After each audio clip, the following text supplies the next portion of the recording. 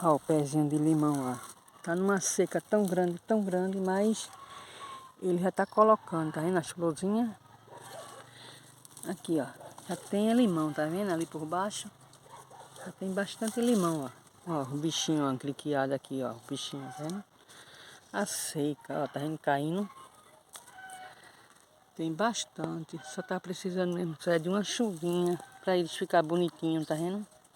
Porque esse pé de limão bota muito limão mesmo.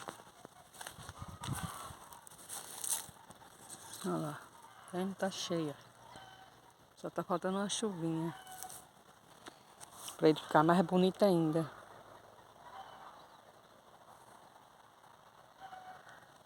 Olha aquele pé ali, ó. O pé de imbucajá, ó. Todo seco, ó. Mas já tá todo florado ele. Tá todo florado ele, cheio de florzinha ele tá. Quando chover, ele fica mais bonitinho ainda. Mas as folhas dele caem todinha, feito o pé de siriguela. As folhas caem tudinho para depois botar o fruto.